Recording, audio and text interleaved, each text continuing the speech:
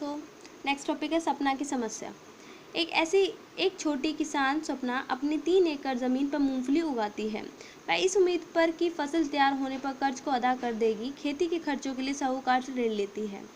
फसल पर कीटनाशकों के हमले से फसल बर्बाद हो जाती है। हालांकि स्वप्ना फसल पर महंगी कीटनाशक दवाइयाँ छिड़कती है, उससे कोई खास फर्क नहीं पड़ता। वह साहूकार का कर्ज लौटाने में असफल रहती है और साल के अंदर यह कर्ज बड़ी रकम बन जाता है।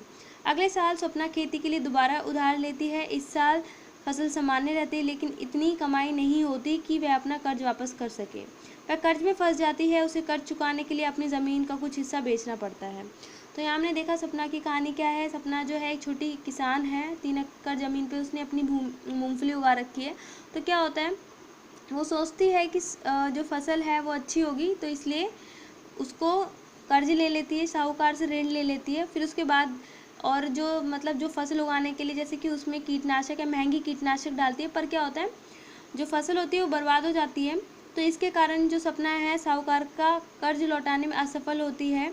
फिर बाद में साल भर में जो इसकी कर्ज है बहुत बड़ी रकम बन जाती है। बाद में क्या होता है, दोबारा अगले साल वो दोबारा फसल उगाती है, पर जो फसल है वो सामान्य उगती है, मतलब उतना ज़्यादा लाभ नहीं होता, पर फिर भी वो अपना कर्ज वापस नहीं कर पाती है।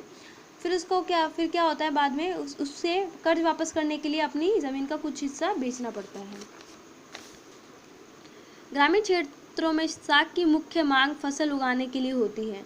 तो बता रहे जो ग्रामीण क्षेत्र होते हैं वहाँ पे जो लोग उधार लेते हैं उनकी जो मुख्य मांग है उस फसल को उगाने के लिए है।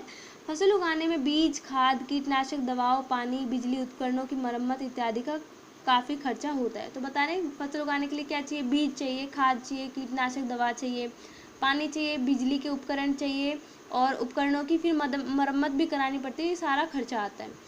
इन आगतों को खरीदने और फसल की बिक्री होने के बीच कम से कम 3-4 महीने का अंतराल होता है। तो बता रही ये सारी चीज़ करने के लिए कम से कम 3-4 महीने का अंतराल होता है।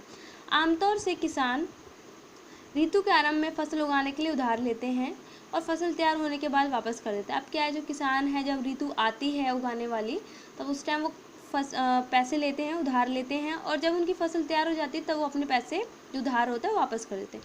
उधार की अदायगी मुख्यतः फसल की कमाई पर निर्भर है। तो बता रहे कि जो उधार की अदायगी है उसे दे पाएगा या नहीं दे पाएगा, टाइम पे देगा, वो डिपेंड करती है फसल की, कि फसल किस तरीके की हुई है और किस तरीके से उन्हें लाभ हो रहा है या नहीं हो रहा है। सपना के मामले में फसल बर्बाद हो जाने से कर्ज की अदायगी असंभव हो गई। उसे कर्ज उतारने के लिए अपनी ज़मीन का कुछ हिस्सा बेचना पड़ा। अब क्या है, सपना के केस में क्या हुआ, उसकी फसल बेकार हो गई और वो अपना कर्ज ना दे पाई, तो उसे कर्ज उतारने के लिए अपनी ज़मीन का कुछ हिस्सा बेचना पड़ा। ऋण में स्वप्ना की कमाई को बढ़ाने के बजाय उसकी स्थिति बदतर कर दी। अब क्या हुआ, जो ऋण से क्या हुआ, उसकी कमाई बढ़ सकती थी, पर क्या हुआ, उससे ऋण के कारण उसकी जो स्थिति थी और ज़्यादा बदतर हो गई। इसे आम भाषा में कर्ज जाल कहा जाता है। इस मामले में ऋण कर्जदार को ऐसी परिस्थिति में ढकेल देता है जहां से बाहर निकलना काफ़ी कष्टदायक होता है। तो बता रही इस मामले में जो ऋण देने वाला जो कर्जदार को ऐसी स्थिति में फंसा देता है जहां से वो वापस जल्दी नहीं निकल पाते हैं, और अगर निकलते हैं तो वो काफ़ी कष्टदायक होता है।